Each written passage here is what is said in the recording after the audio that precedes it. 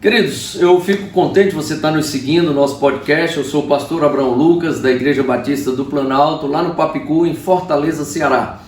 E eu estou nos Estados Unidos, vim visitar um filho e ficar um tempo com a família, e estou pregando na Igreja Batista Brasileira Central, aqui na América do Norte, esses dias. E foi uma grata surpresa. Eu cheguei na sexta-feira e já no sábado eu encontrei o grupo Jeová Nissi na Igreja Batista. Eu estou aqui com Alan e eu estou muito feliz. Acabei de ver a apresentação desse grupo. É um grupo de Deus que comunica para a gente assim a mensagem do Evangelho, a mensagem de Deus. É algo transformador. E eu fiquei muito feliz em ver o Alan aqui nos Estados Unidos, está na turnê por essa região. Alan, te apresenta para os nossos seguidores e diz do teu trabalho, o que é o Jeová Nissi, a tua participação, como é que foi, como é que está sendo essa turnê aqui nos Estados Unidos. Obrigado, pastor, pelo espaço, né? A gente sempre está falando do ministério muitas vezes, porque a obra missionária ela depende dessas conexões, né? Para a gente poder avançar. Eu sou Alan Maioli. Faço parte junto com a minha esposa do ministério há 11 anos já. Nós estamos no Ministério Jeová Nissi, pregando a palavra de Deus aí através do teatro, da dança, do circo e do cinema. Eu e minha esposa, nós somos responsáveis pela parte audiovisual do ministério. Então a gente faz a produção de filmes, documentários, montamos a plataforma Nissi Play, né? Porque é a ferramenta de comunicação. Sim, hoje a gente tem que estar na mídia, exatamente. Então, as redes sociais, a internet, exatamente tudo. Isso. E aí a gente prega a palavra de Deus através da arte, e todo o recurso que a gente levanta, seja com o teatro, com o cinema, com a dança, com o circo, a gente sustenta os nossos projetos sociais. Então, basicamente, a visão do Nissi é essa, é pregar a palavra de Deus através da arte, com a máxima excelência possível, a cada dia mais melhorando, né? Porque Deus é digno de excelência. Isso. E através do recurso que a gente levanta, a gente sustenta os nossos todos os nossos projetos sociais. Projetos sociais. E eu vi também a apresentação de vocês, o trabalho sobre os projetos sociais que vocês têm na Angola. Isso. E inclusive ensinando as crianças, alimentando as crianças. E óbvio, dessa maneira social vocês conseguem trazer também a mensagem do Senhor e vai aplicando diante dos recursos sociais e do trabalho social, o Evangelho, o cristianismo na vida dessas a gente entende que a maior revelação do Evangelho é o amor manifestado, né? Então, quando você abriga, quando você acolhe, quando você ensina, quando você conforta, quando você realmente recebe pessoas, você está manifestando o Evangelho. Então, o principal projeto que nós temos é em Angola, acontece no Bié, fica a 14, 15, 16 horas de Luanda. Numa aldeia ali, chama Aldeia Nissi, né, a nossa escola. E aí nós começamos há 14 anos atrás com uma pequena sala de metal. Hoje a gente já atende 1.280 crianças no nosso projeto. E aí, o que elas vivenciam lá? Toda a grade curricular do país normal, então tem desde o ensino infantil até o ensino médio. E também aulas de artes, costura, profissões também. Um dia nós fomos lá fazer uma oficina de cinema para eles, e alguns dos meninos já estão trabalhando com isso, fazendo casamentos na região, então é bem lindo, porque a ideia é essa, formar essa geração, para que essa geração também cuide das pessoas de lá, continue pregando o Evangelho naquela nação, realmente restaurar crianças, restaurar o sonho dessas crianças, né? E o cristianismo não é só a igreja, não é só a denominação em si, aquele grupo fechado que a gente vem no domingo pela manhã ou no domingo à noite. Na verdade, o Evangelho é muito mais. Tiago vai dizer, quando escreve a sua carta, que a fé sem as obras ela é morta. Então a gente precisa ter também a fé, obviamente é o que nos leva a uma relação com Deus, mas precisa ter também o aparato social de ajudar as pessoas, de manifestar esse amor através das obras. Exatamente. Que é a verdadeira religião, né? Que é o órfão, a viúva, o necessitado e o estrangeiro, né? Então é nisso que se manifesta o amor, né? Isso. Acho que a gente sempre fala que a reunião, o culto em si, é o descanso do cristão, né? Onde a gente realmente se reúne em comunidade para adorar a Deus, que é digno de adoração, mas a gente vive o Evangelho quando a gente sai do culto. É verdade. Alan, eu sei que você viaja muito com o Nissi, nesses programas, projetos, nas turnês de vocês, e de várias denominações. Né? Então eu pergunto, como é que você vê, como é que tu tem compreendido as igrejas evangélicas no mundo moderno? Como é que elas estão trabalhando a fé e como é que elas estão divulgando esse amor de Deus? Pastor, a gente passa realmente em todas as denominações possíveis, né? Nós estamos desde da mais tradicional, a mais renovada, a com visões diferenciadas.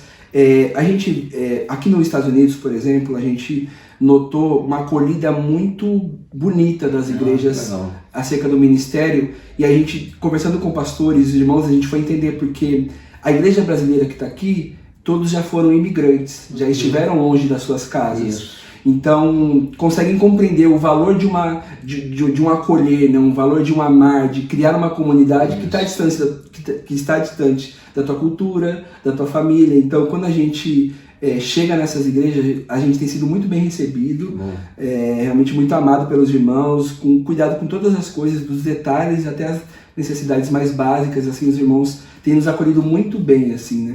A gente vê uma das dificuldades, muitas vezes, de estar aqui, a questão do trabalho em si, né? Então, a carga horária que a pessoa que vem para cá acaba aumentando muito a sua carga horária, então, muitas vezes acaba dificultando o processo dela de ir para um culto, né? De realmente cumprir o seu chamado ali, enfim. Então, há os seus prós e contras de estar distante da sua nação, né? Então, acho que ir mediando essas coisas é essencial para a qualidade e para a saúde do evangelho em nós, né? Isso.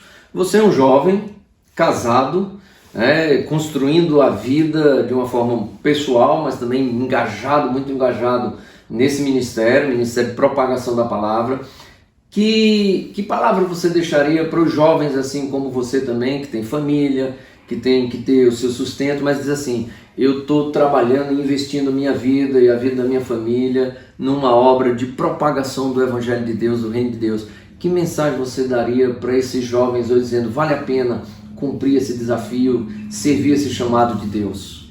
Eu indicaria basicamente a cumprir a vontade de Deus, porque eu não me arrependo nem um segundo. Nós estávamos conversando sobre isso, inclusive com Abraão, que a gente não se arrepende de maneira nenhuma da escolha que a gente fez em viver 100% para a pregação do Evangelho. Então, o nosso tempo era isso, o nosso tempo todo é para isso.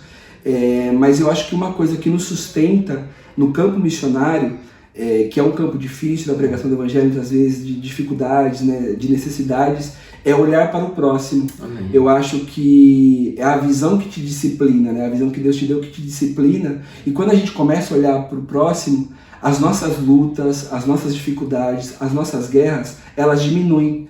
Então tudo aquilo que estava sufocando a gente, que estava tirando muitas vezes a nossa energia, nos fazendo cansar, quando a gente começa a olhar para o próximo e você fala, essa pessoa precisa muito, né, precisa muito mais do que eu, sofre muito mais do que eu, passa por dificuldades muito maiores do que eu, e continua e está ali, então a gente começa a criar força, né? Então o que eu falo a partir do momento que você começa a lutar guerras de outras pessoas, sim, as suas cessam, as suas vão diminuindo, e não é se negligenciar, é lógico, a gente tem o tempo com Deus, tem o tempo cuidado, o tempo do casamento, né? Estamos aí com muitos anos de casado já no campo missionário, então você tem que separar o seu tempo para sua família, claro, o seu tempo para você, mas a tua visão tem que ser no próximo. Mas não perde o foco do chamado. Tem que sempre se findar no próximo. Isso. Porque é isso que te fortalece muitas vezes nos dias maus. Como a carta de Timóteo tem falado muito comigo, então quando ele fala sobre isso no começo da carta, né, quando Paulo escreve sobre o equilíbrio entre a consciência e a fé, eu acho que é muito isso, assim, é ter a consciência do que está à nossa volta, ter a consciência de qual país nós estamos, de qual comunidade nós estamos inseridos, quais são os problemas sociais que nós temos vivido, para que a fé possa se manifestar nisso. Eu acho que uma frase uma vez me marcou muito, que é: muitas vezes a gente vê anjos com uma bandeja de prata na mão, mas não vê os irmãos com um prato vazio, né? Isso. Então, eu acho que o evangelho é muito mais os irmãos com um prato vazio, é muito mais o cuidar, o amar, o negar a si mesmo, e servir ao próximo. Eu acho que é nisso que Deus, é um dos maiores milagres que eu vejo, é a provisão de Deus através da nossa vida para o próximo. Muitas vezes coisas que a gente nem tem, a gente consegue prover para outra pessoa. Exatamente. Como a Bíblia diz, né? Tendo tudo e não possuindo nada, né? Então sendo somente um canal de fluir do Evangelho, de provisão. Então na tua vida, aquele texto do Senhor Jesus Cristo em Mateus, quando ele diz: e buscai primeiro o reino de Deus e a sua justiça, e as outras coisas serão acrescentadas, é uma realidade. Dia a dia, né? Porque a gente, quando entra para o campo missionário, por exemplo, no INICI, eu não viria para os Estados Unidos a princípio. Então, por questão de equipe, de organização ministerial, acabei vindo. Então, a gente acaba renunciando aquilo que nem é pecado, né? Muitas vezes, todo cristão tem que lutar contra o pecado, enfim, lutar contra a sua carne. No campo missionário, a entrega é um pouquinho mais profunda, porque a gente acaba renunciando. Então, tipo, eu não sei como vai ser meu ano que vem, aonde eu vou estar ano que vem. É onde realmente o Senhor direcionar o projeto, aonde a gente tiver que estar, a gente vai estar lá pregando o Evangelho. A gente já sabe disso, que a missão é essa, é pregar o Evangelho, sustentar o órfão, a viúva necessitada. Se for aqui nos Estados Unidos, no sertão, São Paulo, Rio de Janeiro, a gente passou por muitos lugares, né? E estamos ali para realmente cumprir a vontade de Deus e estabelecer o reino dele. Amém. Queridos, eu agradeço por estarem acompanhando o nosso podcast. Agradeço muito, Alan, a tua disponibilidade de gravar conosco aqui nos Estados Unidos, nessa correria que vocês estão aí, de cumprir horários nas igrejas, nas apresentações. Faz um ok, dá um joinha aí para nós, se inscreve no nosso canal, alimenta essa rede social da nossa igreja, faz um contato conosco, você vai acompanhar por aí, e eu fico muito agradecido. Procura também nas redes sociais Unici e ajuda, porque é um projeto que eu conheço, minha igreja lá no Brasil, em Fortaleza, nós já levamos 4 vezes o grupo, vamos levar outras vezes agora. Amém. Já estou querendo fechar isso, e vale a pena, coopera, porque a Bíblia diz que Deus ama aquele que dá com alegria. Que Deus abençoe você, fica na paz, segue o caminho do Senhor, e eu sei que você vai ser abençoado. Fica com Deus. Deus abençoe.